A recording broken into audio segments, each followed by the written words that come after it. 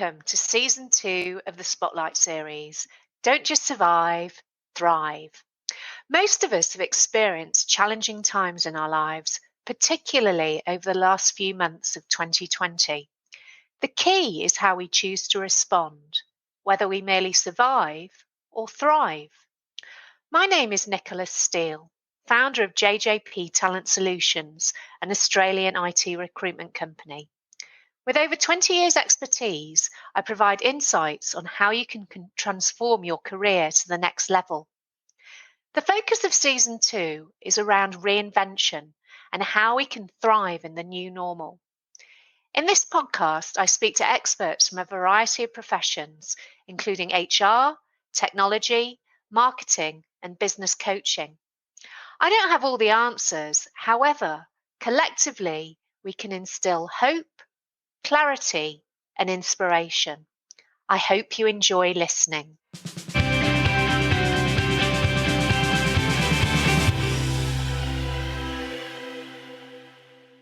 I'm delighted to introduce Sueanne Carr and Peter Turner, the founding partners of Customer Frame. Customer Frame is a company which helps businesses close the gap between their business strategy and operations by putting the customer at the heart of everything they do. They describe Customer Frame as an anti-consultancy. Thank you for joining me on Season 2, Episode 6 of the Spotlight series, Don't Just Survive, Thrive. Thanks for having us, Nicola.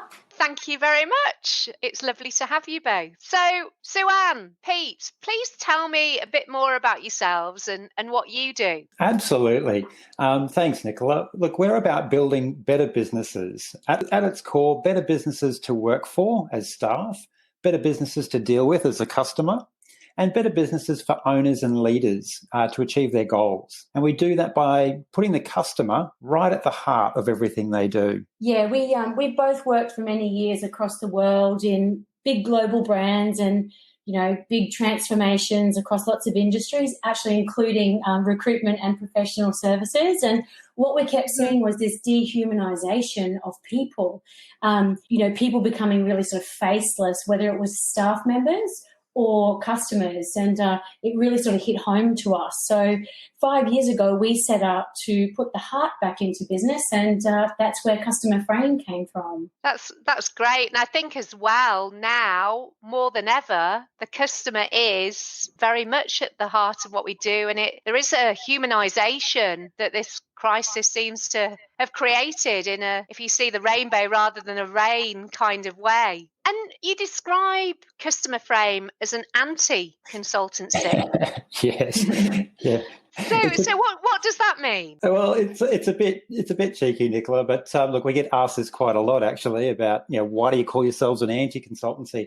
And look, through our careers, and look, many of the people probably listening in on the podcast have had those situations, where the big consultancies, they come in, they write the big report, the business spends a bucket load of money on said report, and then said report ends up on the shelf catching dust, and sort of change never eventuates. So unfortunately, consulting, whilst at its core is actually trying to do the right thing, overall it sort of lost its way a bit. So we talk about actually being an anti-consultancy because we want to do it differently. Yeah, and we also found, even ourselves having used consultants in our big businesses we've worked in, is we didn't often know what to do with the outcomes. So you'd get this really great report and then it'd sort of be like, well, what next? So what we decided that we wanted to do differently was transfer that capability to our clients. So they knew what the outcomes were, but they also knew what to do with it in the future, because then they become more sustainable, more competitive, and I guess more self-sustaining themselves, that they actually don't need consultants anymore. They've got that skill within the business. Yes, definitely. And kind of ultimately working yourselves out of a job almost through your own success. Yeah, we often say that, our success is when they don't need us anymore. Yes. So. Yes, a bit like a parent, really. Except a bit more thankful than that thankless task, but that's a story for another podcast, I'm sure. Yes, definitely. So one of the core frameworks that you've got is the customer strategy framework. So tell me a bit more about that customer strategy framework that you've created. Yeah, well, it's our I guess it's our main IP, and what we sort of took from all of our learnings of working across the world was, how do we actually make these findings applicable within a business? How do we get businesses to understand what to do and how to put the customer at the heart of everything they do? So also for businesses who don't have big wallets but really want to make a change and want to make a difference to the world and to their own business. So we really took this capability approach and built around 9 core competencies that any business or organisation needs to be truly customer-led. So there's 9 areas, and if you are strong or weak in each of those areas, we can help you to then get your skills up in each of those areas. Yeah, and look, those 9 competencies are really what separate the sort of the good from the great out there. So, you see the market leaders, the companies such as Apple in the IT space, Virgin across a range of industries that they operate in, First Direct in the retail banking scene in the UK, for example, and the list goes on. These companies get it. And these are the competencies that when we started looking at what's making them successful, yes, there's some technology advances and yes, there's some great leadership, but at the end of the day, they'd really nailed putting this customer at the heart of their whole operation. So we stood back and looked at, well, what are those strengths? What are those competencies that they've built to actually enable them to do that? Because they're not one-hit wonders. They're doing this time and time again. And look, many people see these companies as disruptors in their industries, but it actually comes back to having a razor-sharp focus on the customer and having strength in these 9 capabilities. It's a very intentional way of doing it. And what we've done with the framework is said, well, here they are. Here are the 9 competencies that are making these guys great, and you can have them too. So that's what we help businesses and organizations to develop. Perfect. That sounds fabulous. And as an example, what would those competencies be? Yeah, absolutely. So they split into 3 main categories. We call them disciplines. And it's really around knowing who your customer is and what's important to them, tracking your performance from their perspective and not your own, and then finally aligning your business or organization around the customer.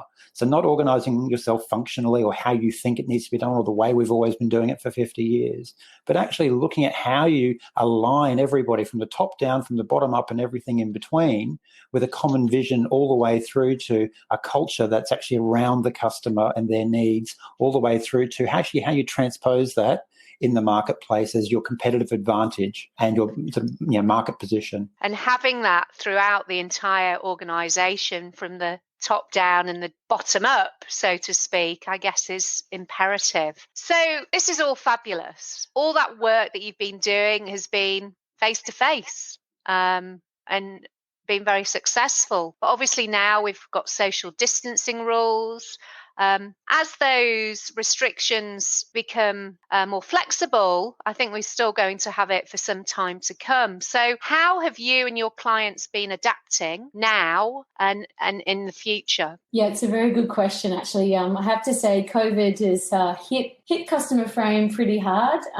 We actually had an intentional strategy to go down the face-to-face workshop and learning route.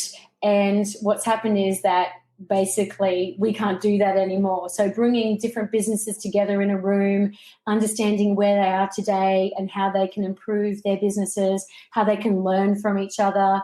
We're always told we bring great energy into the room and we can keep a 3-hour to a 7-hour workshop going really well. So, we decided that was our strengths. That's what we're going down. And then you wouldn't read about it, of course. We can't do that anymore. So our plans right across Brisbane, Sydney, Melbourne, even taking it to the UK has all completely changed. And I know a lot of your audience would be feeling this as well. It's just been we were doing so well. We had this plan, 2020, new decade, getting into it, and then it stopped. So we've really had to bring our plans all into the digital space and make online learning programs, and all the things that we'd sort of planned for maybe next year have come screaming towards us into this year. Yeah, talk about a steep learning curve. Yeah.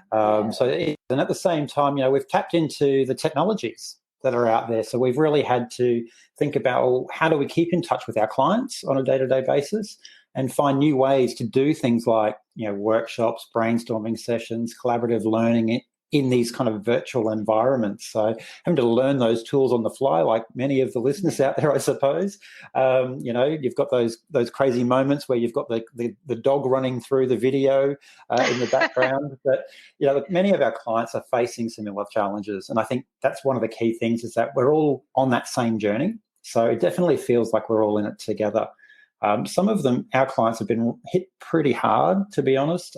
So we're working quite closely with them at two levels, both tactically and strategically. So tactically, really helping them find new ways to stay afloat and connect with that greatest asset that they have, which is their customer. And ultimately, strategically, also looking at, well, taking this time now while we've got a bit of breathing space. I don't know about you, but I've actually had some thinking time and, to actually look at how we can reinvent their business in the quiet time so they come back stronger and ready than ever when the crisis actually passes. So it's been an interesting journey for everyone involved, but it does require that level of agility to be able to shift. And it's actually shifting around, well, what does your customer need? So we practice what we preach in that respect. Yeah, absolutely. And obviously there's the agility there, but I agree. It's that breathing space that we very, very rarely have when we're running our businesses, particularly if you're a small business owner. It's normally keeping the wheels turning, etc. It is actually quite refreshing to be thinking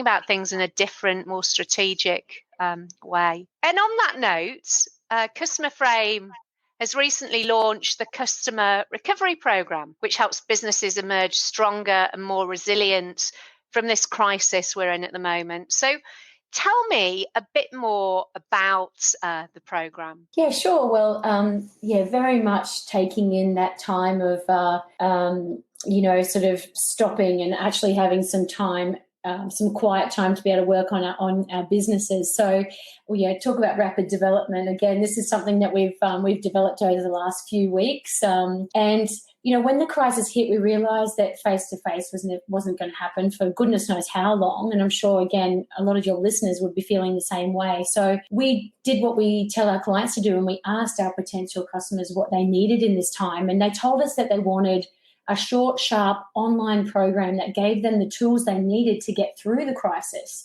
Once we'd felt all the feels, how are we going to move forward?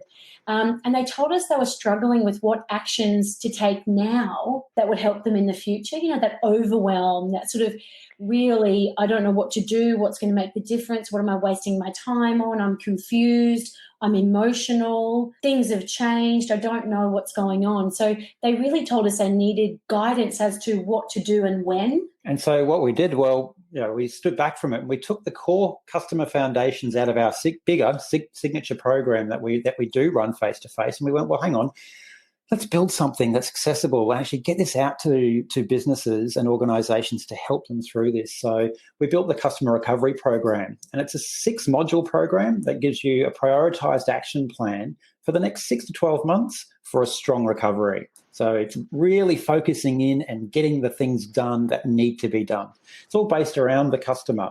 And we act as running mates throughout this tough time, helping them design an action plan that will get results fast. So not only that, it helps the team kind of reconnect with why they're in business in the first place and create stronger customer connection as customers see them working for them and sort of not against them. And ultimately, the outcome of the program is that businesses come out stronger than before, more resilient and future-proof for whatever lies ahead. So huge opportunity. It's flipping the situation of crisis into one of opportunity and helping them rethink while we've got that breathing space and that head space to actually focus in, put the foundations in place and set them up for a strong future. Yeah, and I think the beautiful thing about the program and what we intentionally set out to do is make sure people walked away with a firm action plan.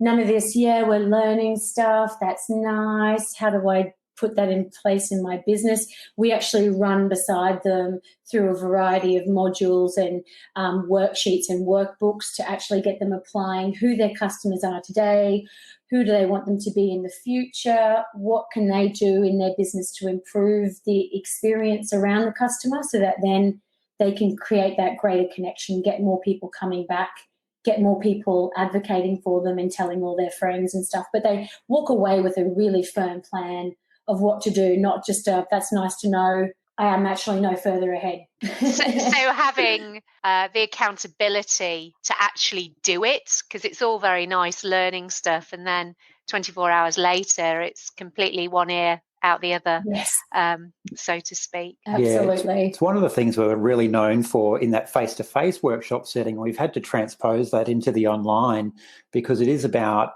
learning, doing, acting, reacting, and actually keeping that journey. I don't know how many online courses probably many of the listeners have done where you've signed up for it and you've gone, oh, yeah, that's great.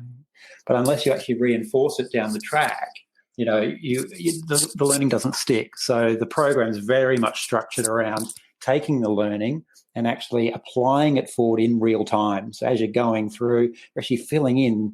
There's almost, I think it's about 30 odd worksheets in the whole pack that they go through. So it's quite a compendium that comes out at the end, but it's all in one place. It's got all the answers, and it's about their business. It's not some sort of generic sort of solution. I think as well at the moment, there isn't really time. Although there's time to think, everything's moving so quickly that you need to act now, but not in a panicky kind of way, in a measured kind of way. So what other advice would you give business owners so that they can really thrive on the other side of this crisis? Yeah, great question. Look, I think it comes back to one of our core tenets as Customer Frame is that, regardless of crisis, and in a way, crisis has actually helped us wake up a little bit in this respect. But it's really our advice is to remember that customers are the ultimate reason you're in business. The way out of crisis and into recovery is actually through your customer. Nothing else is going to get you out of this. So, in fact, without them, you wouldn't have any business. So, we often forget this in the throes of crisis, but even just in everyday working, it's something, this is the reason we set up Customer Frame in the first place, is this dehumanization and the facelessness and the sort of loss of that connection. So our focus is often to, get our to-do list done, do our monthly targets or what's happening with the new competitor that's opened up down the road. And we forget that, well, look, our customers are the heart and soul of our business. So I think, our advice is take this time and really focus in and put a structured plan around it. Not just go, yeah, I know who they are, but actually really do some heavy lifting around this. Yeah. And, I really stopping and taking time to step into your customer's shoes, given, they see the world differently to you. So if you can see the world the way they do, you can think about things that you can change now that will improve your customer's experience and keep them coming back to you again and again, and even better, telling other people they know. So step into your customer's shoes, take the time, think about some of the customers that you've had for however many years that are maybe the most painful. They often give you the least revenue, but the biggest weight on your business. Now's the time to look at that stuff and see where you can tweak things to make sure you're selling and relating to the customers you actually want. Because if you have the right customers, then your connection with them will be much stronger. Definitely. And I think the way that companies behave now with their customers is going to be very telling in 12 months' time about if they did things in the right kind of way. And I don't mean in terms of selling, about how they treat people. And again, as you say, people are at the heart of everything that you do, both as Customer Frame and really as business should be in general. Absolutely. I think that's a really good point. And it's hard to sometimes see past your own processes and systems and, well, this is what we do. We charge this, cancellation fee, and you forget the situation that your customers are in. And if you can be there for them and help them and be empathetic to them, then I think it will take you a long way. And we actually have a free Facebook group, which we can include the link for, and that we're actually giving lots of tactical little things that you might not have thought about in your business and how you can turn those around to be better for the customer without damaging your business, but more so not damaging your customer's relationship with you. Yeah, and now is very much the time to be giving. And I'll share that Facebook page in the share notes so that people can link into that. Yeah, we often capture things. Yeah, it's one of the things of being the modern customer and working in our field. We see so much stuff, and there's just so many examples on yours, Nicola, around how many different people have pushed out communications from companies to their customers, and had in different industries, two different companies, two different competitors have taken completely different strategies and tactics to how they communicate. And I think, for some of them, the damage has been done, the way that they've handled it. And those things, customers have a long memory, to a large degree. And I think moving forward, but in the Facebook group, we've got some great examples there of, COVID, what we're calling COVID comms, done well versus not done well, and, side by side, and starting to look at it. So there's some fantastic, when we look back on this in years to come, how great this was as an exercise to actually really help us get better at communicating and connecting with our customers. Yes, my year 10 daughter will probably be studying some of those examples in her business course in year 11 and 12. But that's brought me really nicely onto my next question, is about examples of clients who really pivoted their offering successfully in the current crisis. So can you give me a few examples of those? Yeah, sure. We a lot of our clients have been significantly impacted. One of the examples is one of our clients runs a restaurant, and sadly had to close because of COVID-19. And they went quiet for a little while, but then they've emerged with a new plan, and it's one that's really working for them.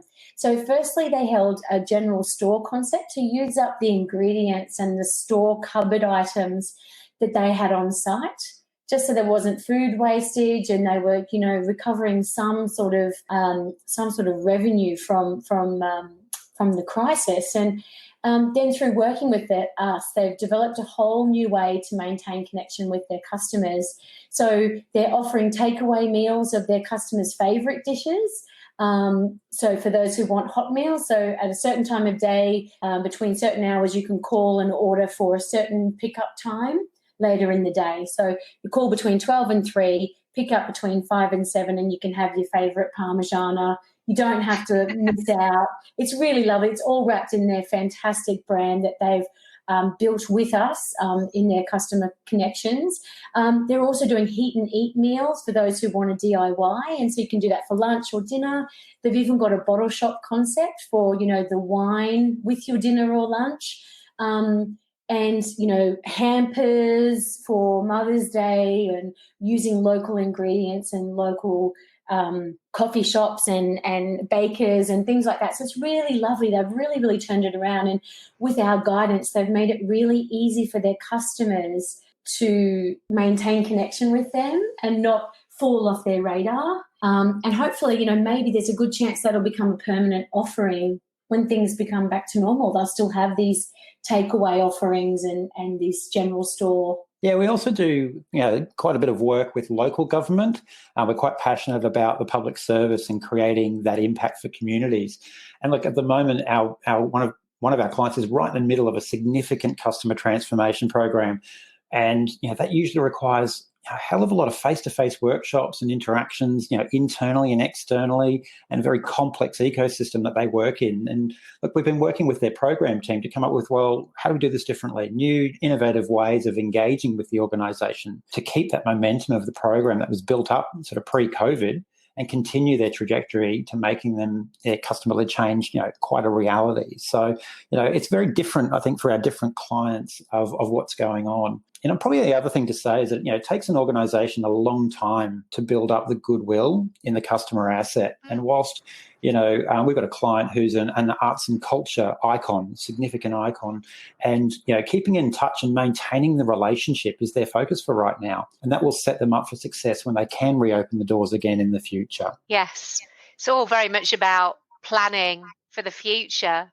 So Sueanne, Pete, thank you very much for sharing all your insights there. Is there anything else that you'd particularly like to share or to say at all? Well, thank you for having us. I think it's been lovely having a chat about things we love, which is all about customer. And I just think for your audience, just stop and take the time to think of the world from your customer's perspective. And often people say to us, we'll just have a basic conversation after a keynote speech or a workshop, and someone will say, I'm struggling with this. And just in minutes, we can have a chat about something, and they'll say, I never thought of it like that.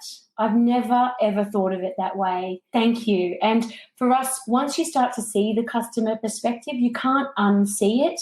So take the time to figure out the customer perspective, and we promise you it will make a huge difference to everything you do every day in your business, because you'll always be considering the customer in some way. Fantastic. Yeah. And I think, only to add to that, to say, customer isn't just the job of the customer service team or the people at the front desk or the front of house, regardless of what your business is. It's an all of business effort. And to get this customer thing right, it starts about capability. So it's really stepping back while we've got this time. It's in a way, whilst it's very annoying and we've all had to run at 1,000,000 miles an hour, see it also to be a bit of a gift. How can we do things differently as we move forward? So it gives us an opportunity for reimagination and reinvention whilst we're going through recovery. So, my advice would be, really take that capability view. How strong are we? Do we really have that capability? And start from that point, as opposed to just the tick the box, put the Band-Aids on exercise of what has traditionally been customer service. Fantastic. And I'm going to use that again, the reimagination. Reinvention's used a lot. I've not heard reimagination, which I think is perfect. Well, thank you very much. You mentioned a few resources, which I'll share in the show notes. And thank you. Thanks, Nicola. Thanks, it's been Nicola. a pleasure. Thank you.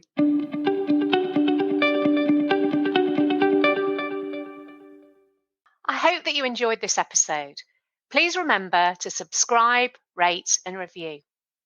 If you're looking for career advice, your next career opportunity, or to grow your tech team, then please call me, Nicola Steele, on 0499 773 546, or go to our website, jjptalent.com.au.